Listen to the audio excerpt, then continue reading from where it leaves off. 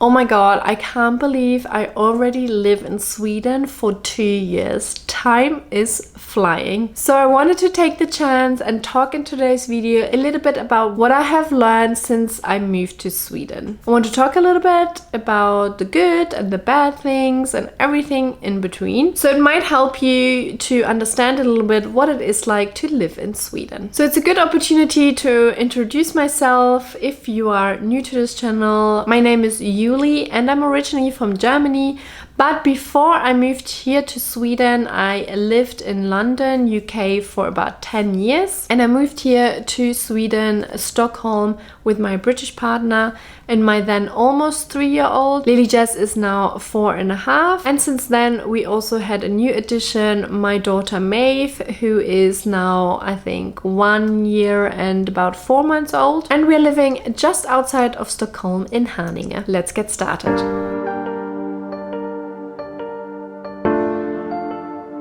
So the first thing I learned is that winters are really long here. Maybe that is not a secret, of course, but I still wanted to talk about it a little bit. Not all negative, because we have experienced now 2 winters here in Sweden. First of all, I have to say that winter in general always felt quite long. Even in London, I thought the winter was quite long. So I don't think it's just very particular for Sweden. I mean, it also depends where you live. I'm not talking about in the north where the winter is really, really long.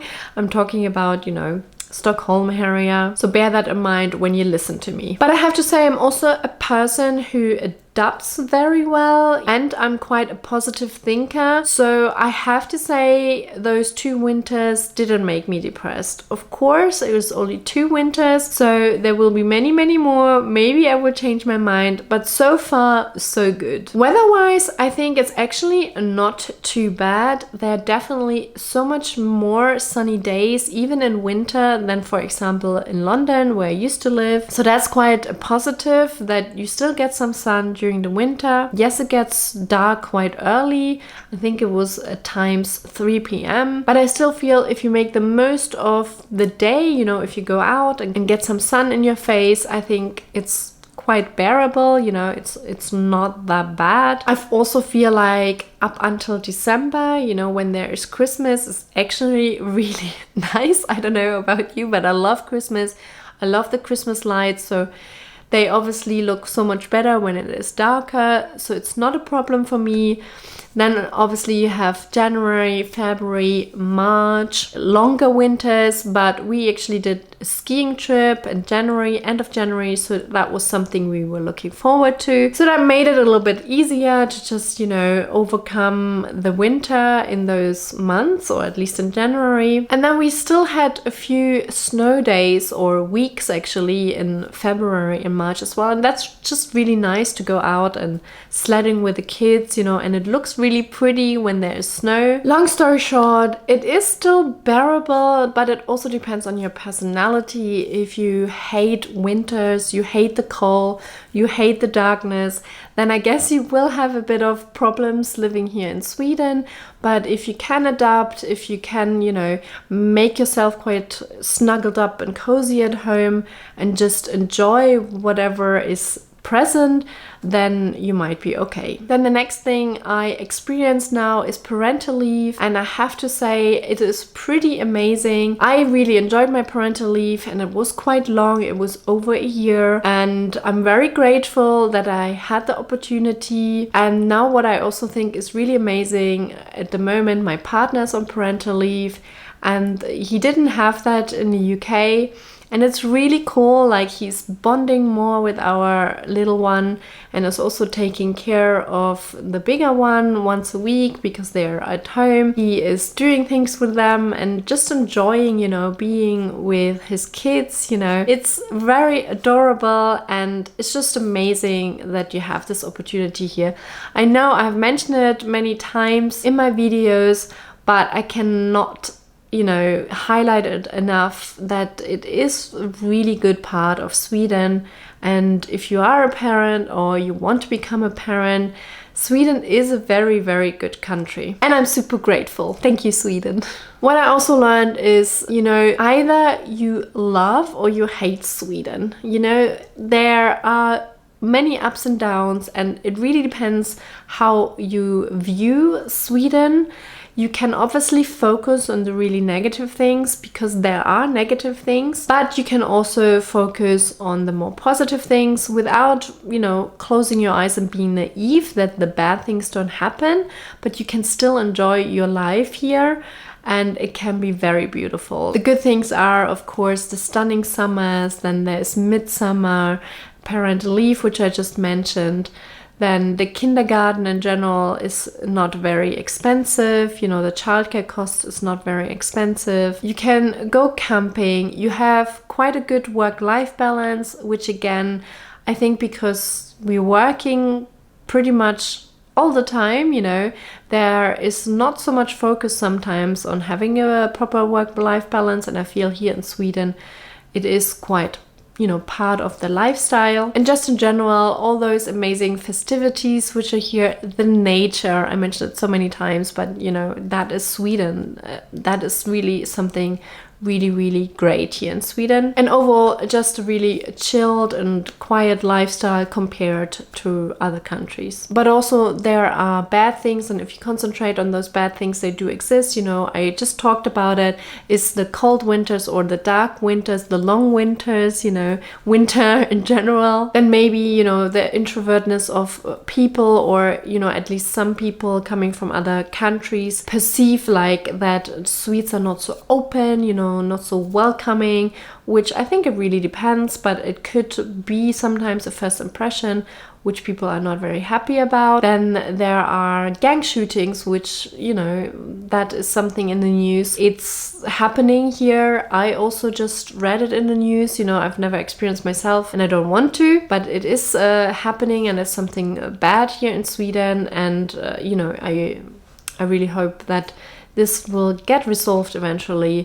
with the laws and the government and police and just the way of living in general, which maybe, cause that people turn to crime. I don't know how to describe it, but yeah. And some people also talk about racism. And again, I don't think it's not happening. It's definitely happening.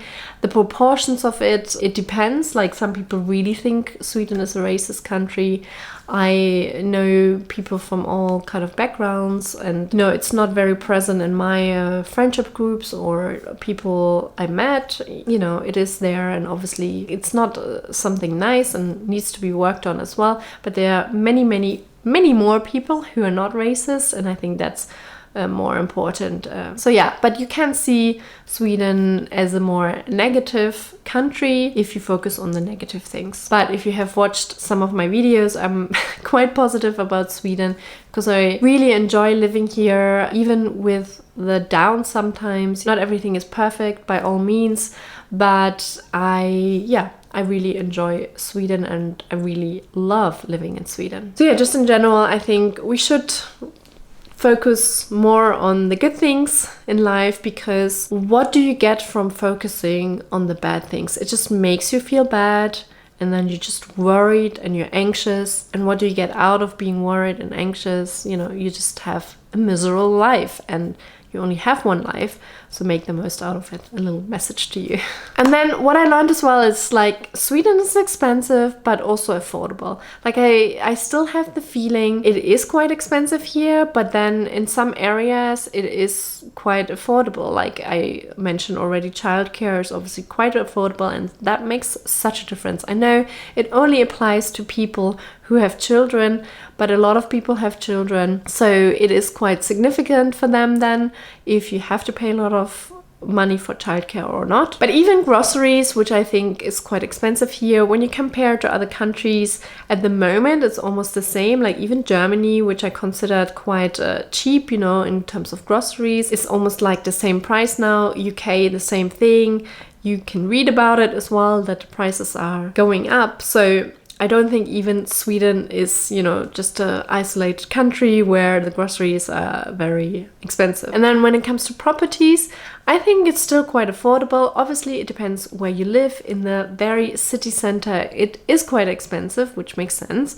In every city centers are quite expensive. But when you compare the prices with other countries, I think it's quite affordable. So I think that's quite a good thing, which I quite appreciate. And obviously the property market is a little bit crazy at the moment, although prices are going down and interest rates are up. I talked a little bit about, you know, what you can get actually here in Sweden in terms of properties. If you want to check out that video, feel free to do that. But yeah, also the other day I was looking for accommodation in London, in hotels or Airbnbs, and I was absolutely shocked how expensive it is at the moment. Like, I don't know, the last time I stayed in an Airbnb maybe was, I don't know, 2-3 years ago, something like that. And I always considered Airbnb absolutely amazing and affordable. You got like some really great properties, like entire places for not so much money. But now I just looked for like 2 days staying somewhere and it's so expensive. So I feel like there has been a really big shift after Corona, during Corona, after Corona, with the Ukraine war. Like, there are issues in this world for sure, and it got more expensive. But what I want to say is that Sweden is not the only country, so there are many other countries which struggle as well. And maybe it's just the thing we have to ride out and it will get better. Positive thinking. And then also I have learned a little bit about the healthcare system. I really try to understand how it works here in Sweden. You know, is it good? Is it bad? Or both, you know? And I have figured out a little bit that when there is a specific thing or illness you have and it gets diagnosed, I think you are being taken care of really well here in Sweden. I heard from someone where the daughter was diagnosed with diabetes 1, and since then she got everything, you know, all the medication, and everything is really free. So they don't have to pay anything for that, and that's pretty amazing, where you don't have to worry. And also Sweden is quite up to date. It's the latest medication, so you don't have to worry that, you know, you just get like, I don't know, medication which is not on at the newest kind of research. So Sweden is quite good when you actually get an appointment and a diagnosis. Maybe where Sweden lacks a little bit is that first of all, it's sometimes really hard to get an appointment. It can take some time until you get an appointment, depending on like what you really have, like if it's urgent or not. And that obviously can be quite annoying. And then also when they maybe can't figure out what you have, it also is a lengthy process. It all takes a little bit of time, sending you different doctors, different specialists. So that is maybe also not that great. But yeah, when you have a real emergency, they normally help you straight away as well, and everything is taken care of. Again, you don't really pay much here in Sweden. You can check out my healthcare videos if you want more details on that. So I feel it depends on the situation. Sometimes you can be quite unlucky and you have to wait quite a long time, or the diagnosis is not straight away, or you can be lucky and everything is fine and then everything is taken care of and you're just like happy. It doesn't cost much, you know, you don't have to worry about the money side of things. But yeah, I still think there is a lot to learn about the healthcare system even after 2 years, especially because, touch wood, we didn't have like crazy emergencies or anything where we really needed healthcare straight away. So I see a little bit better these days what are the advantages and disadvantages of the Swedish healthcare system, and there's still a lot of good things about it, but also a few negative things. So my conclusion after 2 years here in Sweden is that it definitely takes a little bit of time to adapt to, you know, who are the Swedes, what's the Swedish lifestyle Like, what do you need to adapt to? Of course, I'm still on the road of learning Swedish, which is definitely, it feels like, oh my god, what have I done in the last 2 years? But believe me, I was busy working, giving birth, looking after a newborn, a baby, basically looking after kids. Like, you can definitely spend your time but learning Swedish, but it's still on my radar. I'm learning Swedish every day, so let's see where we are in the next 2 years with my Swedish. But yeah, I also figured that it depends a lot on your personal attitude. As I mentioned already a few times, I'm quite a positive person. I really enjoy and see the positive things here in Sweden. I'm still not tired of living here in Sweden. It's the opposite. I feel like I haven't really lived here in Sweden. There's still so much to explore. Camping is on the list, which I mentioned a few times. This is a first for us. And then I want to really go skiing every year or snowboarding better. I think I really want to make the most out of the good things here in Sweden. But of course, I will update you in my videos about anything which happens, positive or negative, so you know what it is like to live here in Sweden. Thanks for watching, and I will see you in my next video. Have a great day and stay safe. Hej då!